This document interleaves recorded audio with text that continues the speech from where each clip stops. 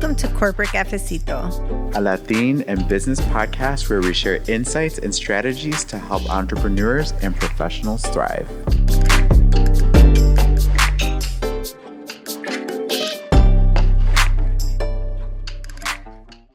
Hi everybody, welcome back to Corporate Cafecito. Yo soy Nayeli Suarez Gas. Bienvenidos, y yo soy Carlos Butler Valle.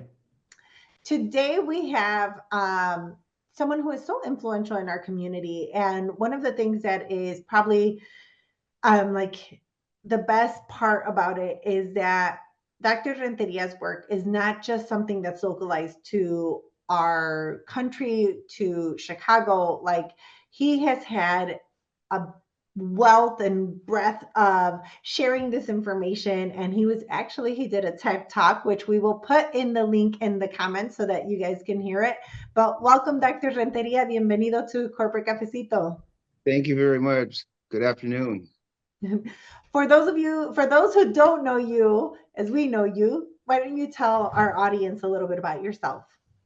Well, I grew up in the Barrio of East LA, and we grew up in poverty. My father, my mother didn't know he was a heroin addict when she married him, and he left the family when we were 3 years old. And then I was in a terrible accident when I was 6. I had to go to school for the physically disabled and mentally challenged. And so I couldn't walk, talk, or read or write. And when I got out 3 years later, my mother remarries, and she married an abusive drunk.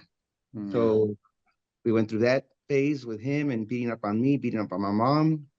So I got old enough, I ran away, and obviously I found my way to the streets. I started running and gunning, stealing and dealing, selling drugs, doing drugs, all those bad things that young people do. My biological father, died when I was 17 in a halfway house on Skid Row. He died homeless.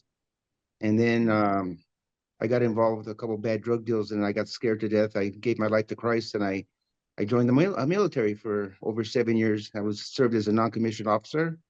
And then after I honorably served, I got out, went back to LA where I lived. And my same so-called friends had elevated their game of dealing heavy drugs. And so I didn't want that life. I wanted a better life. So what I did was I had a friend in Chicago, and I moved here in 1990 with $200 in a duffel bag. And all I could afford to eat back then was those RB sandwiches, 5 for $5. Oh, yeah. So I'd have one every day, and then drank a lot of water, lost a lot of weight. And I got a job in the commercial laundromat industry, building laundromats. So like in Chicago, if you see the spin cycles and the bubble lens and all those big lavanderias, that was me. I got recruited after 6 years. I got taken to corporate America, became vice president of a publicly traded company on the New York Stock Exchange. And I got tired of that. And then I decided to open my own business. And we blew that up after just 3 years. So in 2006, I ran into a couple of gang kids, and I said, there's a story here. There's children, teenagers, and adults walking around lost, alone, confused within a culture of darkness. I said, I want to do something about it. I want to write a book. So little did I know that when my book came out, From the Barrio to the Boardroom, that my life was going to do a 180. So if I had bet you back then and that I would never be here, I'd be writing you a check today. I would have lost that bet. But yeah, so now I'm an author and a messenger, and working with kids all over the world. I love that. I love that. One of the things that we talk about is that it's so hard sometimes to imagine a different life or a different path if we don't see someone who's done it, which is why I think that everything that you lived through, as unfortunate as it was, right? It was not an easy life. But to be able to take that energy and not sit in it. When we were talking before, we talked about the quote, right? Everybody, the 2 most important days are the day you were born and the day you know why. And did you have that moment? Was that when you were like, this is my calling, or I need to give back? Or Well, at first I thought it would just be bragging rights and just go and have the book From the Barrio to the Boardroom and go back to work. And then the stories started coming out, people telling me what the book did to impact their life. And so it grew. So the book was now a curriculum. It was put together by Chicago Public Schools. And I paid them, I had it copyrighted, and we donated that to middle schools and high schools across the country and around the world at no cost for the curriculum. And then RFB&D got a hold of us, Recording for the Blind and Dyslexic, and they launched a CD nationally to help kids that are visually impaired, have reading disabilities. And that impacts over 237,000 kids around the United States. And then we translated the book into Spanish, because kids are telling me they're reading my book to their parents because the parents can't read English. So then the churches got a hold of us, and they wanted to use the book to get kids in a Bible study. So Of now we have course. Yeah. a faith-based curriculum at no cost as well. So we work with ministries around the world. So after a couple of years in middle schools, high schools, colleges, higher education, youth prisons, jails, social services, I wanted to get to the younger kids. From the barrio to the boardroom is middle school and up. And the gang recruitment starts in the third grade. So I wanted Wow. to create a tool to cut the umbilical cord to the gang recruitment. So I Right. released a graphic novel called Mi Barrio. So Mi Barrio was born in English and Spanish, and that thing came out screaming. It was voted the best graphic novel in Latin America, Spain, the United States of America, addressing youth issues. So Yeah. now I'm third grading up, and I wanted to round it off, and I'm self-funding, mind you. I released an activity coloring book called Little Barrio. So now it's a K through 12 program. I think I mentioned that in 2015 we worked with the people from Gloria Stefan, and we turned it into a play. And most recently, just a few months ago, I signed on to work with Intrigue Films that turned from the barrio into a Christian-based mission film. So we'll be the first Latino in that space. So I'm really excited about that. Man, you are like breaking barriers down like they don't even exist. I love Yeah. that. Personally, Dr. Renteria, I will say I think I first heard about you maybe 6 years ago. And Mhm. I had heard the title of your book, and it immediately was something that resonated with me because I too was born in the barrio. I'm from Puerto Rico. I was born in the barrio in Puerto Rico. At that point, one of the most violent neighborhoods on the island. And my father was a drug addict, and my mother was part of an abusive household. And, there are so many times, what stood out to me about the title of your book was the fact that it even exists, the existence of it, the fact that someone is able to live and tell the tale of what it's like to go from the barrio to a boardroom. And I Mhm. remember saying to myself, I've done boards for nonprofits, but I have not been on a publicly traded board. That's a goal. But one of the things I said was, that's my story. Like that is something that I feel like I can absolutely work towards. So I've been a Dr. Renteria fanboy for some time, and so I just want to say, we talk a lot on the podcast about representation and how it matters, and I completely agree with Nayeli that you can't be what you can't see. And from this podcast host to you, I just want to tell you thank you because it does absolutely resonate. And it makes me me da las ganas para poder decir, I want to write the next from the barrio to the boardroom. I know it's probably trademark, but you get what I mean. Yeah. Well, thank you so much. I mean, I tell people that the boardroom wasn't what I had hoped it to be, right? Because it was all about the numbers. It wasn't about people anymore. And No. and Yeah. then I learned a lot about white collar crime, unfortunately, Yeah. So I the crime was in the suits. Mm. So I got very disenchanted with that. And that's why working with Barrio, the work we're doing now with kids fits because we're trying to lift kids up so they can spread their wings and fly like the angels God intended them to be. Do you have when I think about it, like I grew up on Chicago's West Side and I didn't know we were in a barrio. Mm, It was just where we lived and we walked to school and I remember like we got jumped on the way home from kindergarten. Oh. mm, We're like, oh, they wanted our backpacks. Like we didn't know we were in a barrio. no, You grew up. So how has that been something like, we had someone who was on here before and she was like, I didn't know I was Latina till I got to the United States because before I was just Puerto Rican. And so now right. I think about it like how do you make that connection? Because like how do we know we're in a barrio? Until you like it's almost like you have to leave to be aware. But how do you connect with those neighborhoods? Well, I mean, the book from the barrio to the border was not really even my story. I mean, it has my name on it, but it's not my story. It's your story. It's everybody's story, right? It's a story about people who come from a tough place, work hard, make a lot of sacrifices, then do whatever we have to do legally to come out clean on the other side.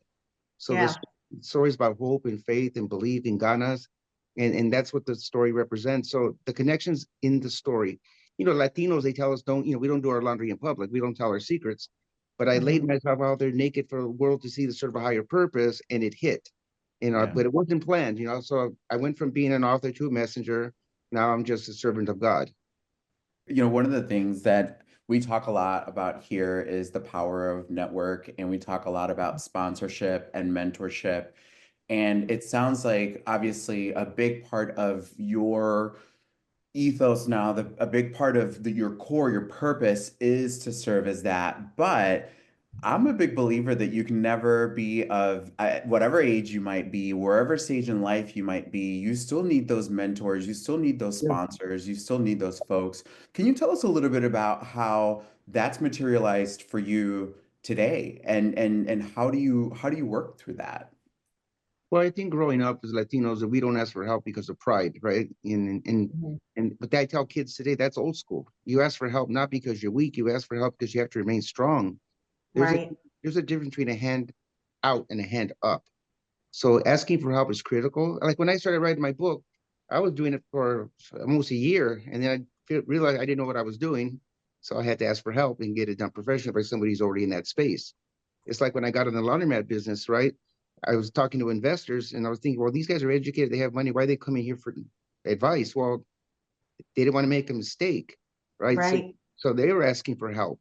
So I think it's just a cycle. We have to learn that it's okay to ask for help, and if you don't have a father, then maybe you have an uncle or a cousin, or you got to look for somebody that can just lift you up. And then you got to do the hard work, though. It's not a matter of, instant money stirred up and you have a pocket full of dough. You got to do the work. And Like Yeah.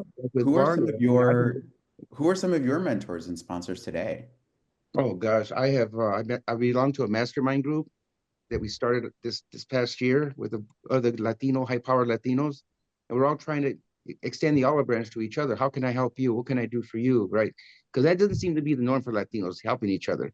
So, I tell people all the time, our culture, right? We have the best food, music, artwork, most beautiful women in the whole world, but we don't have a Latino president yet. Why? Because of envidia, right? So you have to get rid of that ugly side of what happens in our world. And I'm trying to change that by bringing people together, one nation under God, basically. I think about as you're saying that when we think about the political aspect of it, or even just like the legal aspect. I know you've been recognized a lot as like a civil rights leader, and I think typically when we think about civil rights, we think about our African American community. Can you share kind of your experience? Because I know you've worked with both like the state of Illinois. I know you've been involved with like the IHCC, and then I know you were recognized and you received the Martin Luther King Civil Leader Award, right? Yeah, I was the first Latino to receive two National Dr. Martin Luther King It's Jr. Awards. Wow, amazing. that's great. So I'll give you an example, right? So after the riots in Ferguson, Missouri, they brought me in to talk to the kids about breaking the racial divide. Couple thousand kids had read my book. I went there and then I gave them the talk, questions and answers, autographs, photographs, Q&A. And then when it was all over, the kids are screaming and crying. They wanted autographs and they want to hug me. And then so when it was over, they took me in the conference room. The principal, teachers, superintendent, and counselors, they're looking at me baffled. They said, "What just happened here?" I said, "What do you mean?" "Well, the way they're looking at you, the way they reacted, you're not black." And I said, "Ladies and gentlemen, kids don't know color. Kids know love." And Right. I love that. so we need to learn how to love each other and take care of each other because that's how the foundation of this world was built. And if we build on that foundation, then we could be a champion of this place we call home to take care of our families, our neighbors, our community, our great city, and then beyond. What are some things that you would like to see us begin to change or do so that we can close that bridge, close that gap? Well, I think that as human beings, we have to love each other, and we have to ask. Going back in the day when we were little kids, if your neighbor saw you doing something, then I'm going to tell your mother and father you better get home. See, we have to Yeah. we have to get more actively involved, right? Mhm. And it's not somebody else's problem; it's our problem, and it's not those kids. Those kids are our kids. So Yeah. we have to come together. United we stand, and divided we will fall. So it's about unity. I love that. One of the things that, as we look at just our audience base and it's shifted, it's grown, it's fantastic, it's amazing, but we have such a spectrum of folks that are listening. We have everyone from executives on, and obviously entrepreneurs at organizations all the way to early career, beginning folks. And one of the things that we talk about a lot is obviously the power of your influence, which I think speaks to a lot of what you're saying today. It's not anyone else's problem. It's your problem to be a part of the solution. And then the other part of it is again, just taking action, not sitting and just letting things happen by. If there's anything else that you could think of, particularly, I would say for that sweet spot kind of group of folks that are maybe middle career folks that are trying to figure out how what are like tangible ways to sort of, get involved and get engaged even while they're still pursuing their, their careers? Well, to Nellie's point, right? Wanting to be a mentor and or getting involved with the Hispanic Chamber of Commerce or any Chamber of Commerce for that matter, Mhm. right? And you got to build your network. And so sometimes there's no answer, right? There's only the search. So, Right. I don't have all the answers. And so I stay up late at night and I just do my best every day to try to figure it out. Like, what did I know about becoming an author, right? I never spoke Yeah. in public. First time I was talking to 10 kids picking their nose. Now I've done 10,000 people. So you have to learn that curve, right? So I mean, for me, it's more of an anomaly now. We're in all the prisons. I'm working with people, inmates on the inside. I just work with prison ministries to help them make a way out of no way, as Dr. King would have said, right? And Yeah. to have them understand, like you said, when we were boulders and we were little, right? The greater the struggle, the greater the victory. Your pain, my pain, our pain is not in vain. And that's why I'm trying to teach people it's okay. We'll go through some tough times. And it's not what it is right now, it's just what it is. Yeah. So you gotta keep striving. One of the things that stood out to me, oh, sorry, I have one last question that Yeah, I'm go for dying it. to ask. One of the things that stood out to me when we were chatting about this was the power of the Latino consumer. And you saw that firsthand when you were obviously becoming an entrepreneur. Obviously things have shifted and changed, but we like to try to empower our folks to remember the power that they have as not just folks in corporate America that are Latino, but also the power of the Latino dollar. Is there anything that you can share, lessons learned or things that you want our audience to keep in mind about that power that they have? I know so much of what we're talking about is getting involved in the community, but I'd love to hear a little bit more about that side of your work. Well, too much is given, much is expected and obligated, right? So, if there's somebody listening, and don't forget where you came from, go back and bring the shorties with you. This is really important, right? That's how we build a stronger America, a stronger economy, right? And extend yourself, right? And lend a helping hand. Always be kind to people. Stay humble. Keep your feet on the ground. Love it. Mhm. Dr. Renteria, when you think about, I love that you started with like high school, middle schoolers. What was at what point and what made you say like we got to get them earlier? Or you said that Kings are recruiting in third grade, but you made something for even like kindergarten. What are some of the lessons that you teach from that age on? And I say this because like as a mom, it's terrifying to know that, that recruitment starts so young. But also like how should we be involved in as a Latin community? How do we help you spread that message? Well, I mean, first of all, thank you. Both. I think sharing just by letting people know there's a resource available for our kids, right? Mhm. See, my feeling is because I came from the outside in, not the inside out with education, is that we have a fractured institution of education. We're teaching to test, we're not teaching to learn. And then you're Mm. wrestling with unions, contracts, and paychecks outside of that. So, America's a business. So they're processing these kids out of school with a third, fourth, five, sixth grade reading level or mathematics, and they're Mhm. saying, "Oh yeah, we have a 90% graduation rate." But what they're really doing, and they're not talking about, is they're dialing for debt presidents for the funding for the next year. So I'm Right. trying to make a dent into that space, and I'm working with a couple groups that I'm going to be announcing shortly. There's going to be a really big announcement on Friday that's going to be coming out to the world. It's going to come out through Associated Press. I can't tell you now, but I'm going to tease you that it's going to be pretty big news for the state of Illinois. Well, when you get that message, you give it to us and we will amplify it and make sure that we put it everywhere so that as a community we can rally around. Because I mean, the reality is, Dr. Renteria, we always talk about like, lift as you climb. But I think there's also a point like, and I'm not talking about our ages, but like we're now pushing forward. Like it's not about us. It's not about who we can take while we move up. It's about who we can push forward. And I Yeah. think that ultimately, like that's the legacy, right? I heard this quote and it said, I would rather, like, I want to be a better ancestor than descendant. Mm. And I think about that because it's our responsibility for the next kids, for the next generation. How do we get them further and stronger and smarter than we were ever, than we ever dreamt?